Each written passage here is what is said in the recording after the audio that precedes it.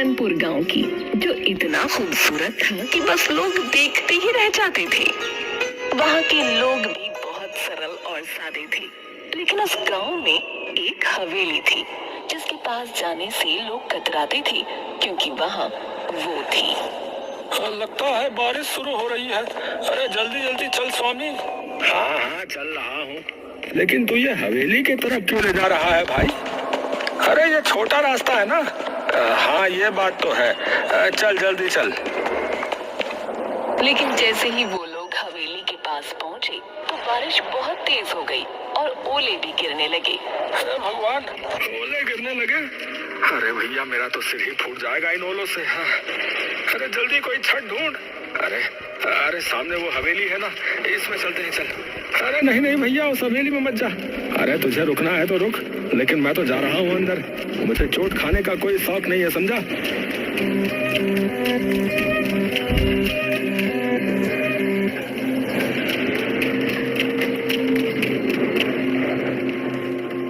और फिर उन्होंने नजर घुमाकर हवेली को देखा।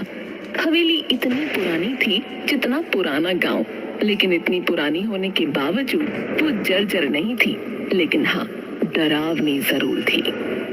अरे यार, ये बारिश के चक्कर में हम कहाँ आकर रुक गए। जल्दी बारिश रुके तो हम यहाँ से भागे। अरे भाई ये आवाज किसकी है? कौन सी आवाज है? भाई मजाक मत कर यार। ये कौन आ गया? ये कौन आ गया? ये कौन आ गया? उन लोगों ने घूम कर देखा तो हवेली के एक कोने में अजीब सी बुढ़िया बैठी थी, जिसके सफेद बाल खुले हुए थे और वो कुछ बड़बड़ा। स्पिरिट, टेम्परेचर को गिरते गिरते चोट तो नहीं लगती? बड़बड़ा रही थी। दोनों डर से कांप उठे और फौरन बाहर भागे। बाहर अभी भी ओले गिर रहे थे, लेकिन इस बार वो ओलों की चोट खाते हुए अपने घर की तरफ भाग गए। भैया राम, भैया लोग सही कहते हैं सोनी। अरे वहाँ कुछ है भैया। भैया मैं तो कसम खाता हूँ अब उस तरफ नहीं जाऊंगा भैया। पूरनपुर गांव में कुछ दिन बाद एक बड़ी अजीब घटना हुई। गांव में 4 नए लोग पहुंचे, एक नौजवान जोड़े के साथ 2 नौजवान लड़के और। अरे भाई आप लोग कौन हैं और इस गांव में कैसे आना हुआ? नमस्ते, मेरा नाम राजीव है, ये मेरी पत्नी रिया है और ये मेरे भाई हैं रमन और प्रेम। हम यहाँ अपनी हवेली को बेचने आए हैं जो गांव में पूरब में है। हाँ? हवेली है भैया? है? कौन सी हवेली? वो जो बरगद के पेड़ के पास वाली, वो वही ना? हाँ हाँ वही, हमारे दादाजी की थी, अब हम उसे बेचना चाहते हैं। ये सुनकर मुखिया हैरान हो गया और गांव वालों की भीड़ जमा हो गई। सब फुसफुसाने लगे। तभी मुखिया सीरियस होकर बोला, बेटा वो हवेली आज भी गांव के डर का कारण है। वहाँ एक बुढ़िया दिखती है, अजीब सी। कोई नहीं जानता कि वो असली है या आत्मा है, कोई भूत है पता नहीं, या फिर हमारा वहम है। गांव में ऐसी अफवाहें आम होती हैं। हमने भी शहर में ऐसे किस्से खूब सुने। अगर वहाँ कोई बढ़िया होती तो अब तक किसी ने वीडियो बना लिया होता ना। मैं तो वहाँ की तस्वीरें इंस्टाग्राम पर डालूंगी, कौन डरता है भूत से। हम सब आज ही हवेली में जाकर देखेंगे और कल ही उसके कागज फाइनल कर लेंगे। रामू और स्वामी भी वहाँ खड़े थे। दोनों की आंखों में डर था, लेकिन आखिर वो बोल ही पड़े। भाई साहब मत जाइए, हमने अपनी आंखों से देखा है उसे। वो औरत इंसान नहीं लगती। हाँ उसके पास जाने से जान पे बनाती है। हाँ बता रहा। अगर वो हवेली मेरी है तो मुझे ही देखना चाहिए ना कि उसमें क्या है। ये कहकर वो चारों हवेली की ओर बढ़े। जैसे ही वो हवेली के पास पहुँचे, सबने उसे निहारा। हवेली पुरानी जरूर थी, लेकिन उसकी दीवारों पर एक अजीब किस्म की चमक थी। वाओ, ये हवेली तो किसी राजमहल जैसी लगती है। इतनी मजबूत दीवारें, कितनी भव्य है। यार ये बेचेंगे तो करोड़ों मिलेंगे भाई। चलो अंदर चलते हैं, मैं तो इसका वीडियो बना रहा हूँ। जैसे ही वो अंदर घुसे, एक ठंडी हवा का झोंका आया, जैसे किसी ने उन्हें छुआ हो, लेकिन चारों ने नजरअंदाज किया। अंदर का हॉल अब भी चमक रहा था, जैसे समय ने उसे छुआ ही ना हो। राजीव वहाँ खड़ा होकर बोला, सोचो यार, इतने बड़े हॉल में लोग रहते होंगे। वाह यार। Serious? What? A royal life? लेकिन यार ये कैसी आवाज है? ये कौन आ गया? ये कौन आ गया? ये कौन आ गया? कोई बोल रहा है शायद। चलो उस तरफ चलते हैं, देखती हूँ कौन इतनी एक्टिंग कर रहा है। चारों उस कोने की ओर बढ़े, लेकिन वहाँ कुछ नहीं था। तभी चमगादड़ों का एक झुंड छत से निकला। रिया चीख पड़ी।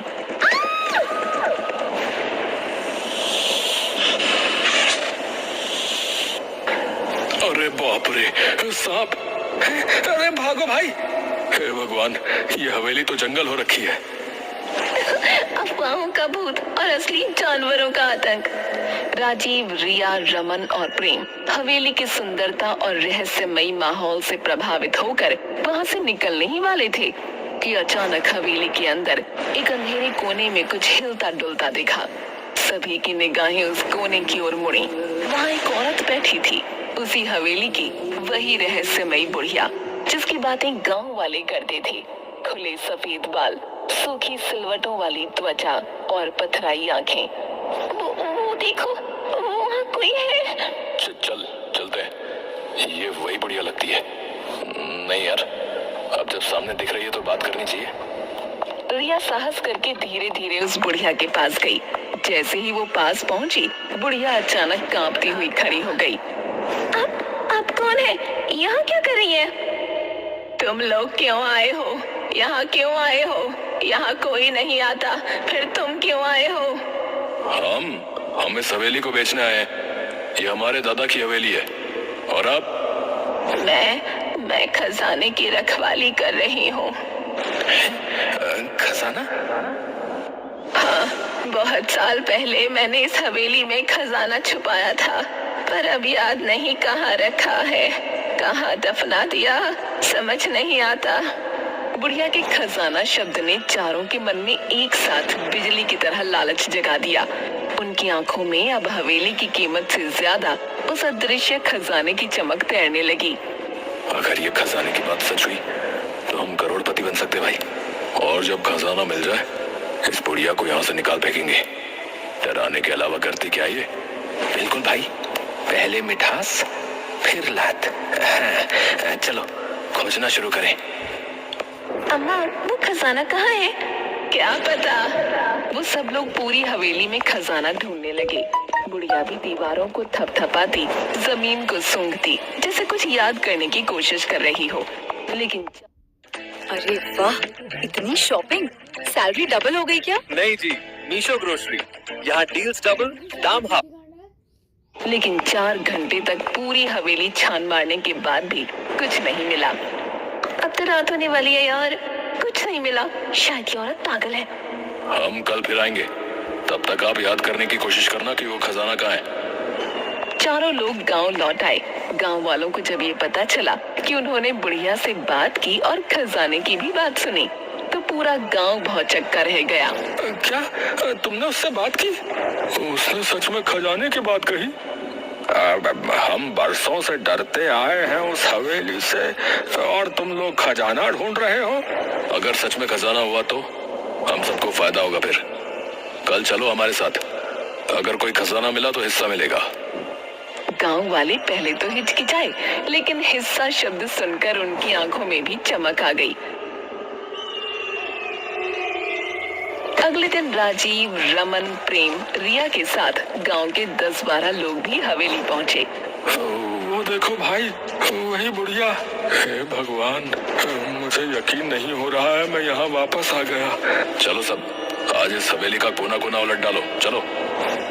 लोगों ने हवेली के हर कोने को अच्छी तरह देखा, यहाँ तक कि बाहर बगीचे में खुदाई भी शुरू कर दी। कुछ घंटे बीते, लेकिन कहीं कुछ नहीं मिला। तभी रामू की नजर हवेली के पिछले हिस्से पर गई, जहाँ छत का एक हिस्सा टूट कर गिरा हुआ था। अरे ओ भैया, इधर आओ, देखो। अरे यहाँ कुछ है शायद। अरे ये मलबा हटाओ, इसके नीचे कुछ है।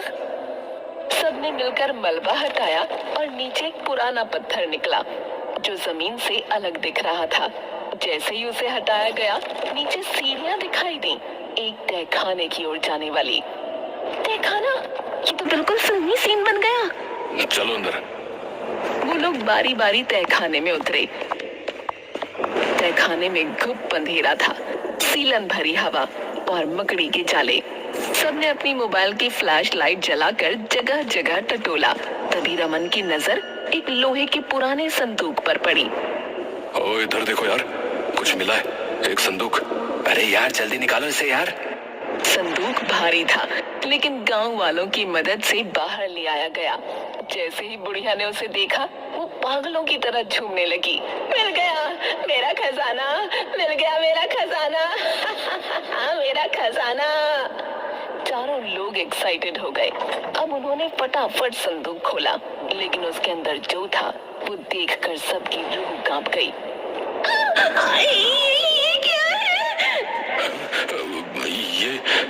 ये तो किसी बच्चे का कंकाल है। चारों तुरंत पीछे हट गए, लेकिन बुढ़िया संदूक को पकड़कर बैठ गई और उसकी आंखों से आंसू बहने लगे। ये क्या है? तुमने तो कहा था खजाना है। जवाब दो, ये क्या है? बताती हूँ, सारा सच बताती हूँ। बुढ़िया ने बताना शुरू किया कि उसका नाम गौरी था। एक समय में जवान, सुंदर और भोली भाली गौरी अपने पति और ससुर के साथ इस हवेली में रहती थी। पर किसे पता था कि जिस घर को वो स्वर्ग समझती थी, वो एक दिन उसका नर्क बन जाएगा। बाबूजी, वो आपकी बहू ना माँ बन गई। देखिए बेटी हुई है, कितनी सुंदर है ना? क्या कहा बेटी? तुझे शर्म नहीं आती है? हमारे खानदान में बेटी नहीं होती। बेटा चाहिए था, बेटा। मुझे तो इससे बात भी नहीं करनी, निकम्मी औरत।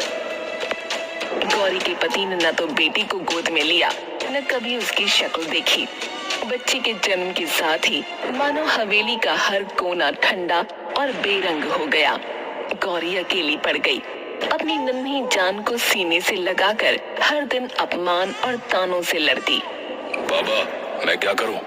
मुझे बेटा चाहिए, कोई उपाय बताओ। उपाय है, अपनी बेटी की बलि चढ़ाओ। रक्त की आग में पुत्र की राख से जन्म होगा। उसने बिना कुछ सोचे तांत्रिक की बात मान ली। एक रात हवेली के तहखाने में जहां अंधेरा रहता था, वहीं उसने अपनी ही बेटी की हत्या कर दी। उसके साथ उसका ससुर और 2 नौकर भी थे। सबने देखा, लेकिन सब चुप थे। उधर गौरी की आंख खुली तो बच्ची को न देखकर तड़प उठी। मेरी बच्ची कहाँ है? वो तो मेरे साथ थी। गौरी उसे हर जगह ढूंढते हुए आखिरकार तहखाने की ओर भागी।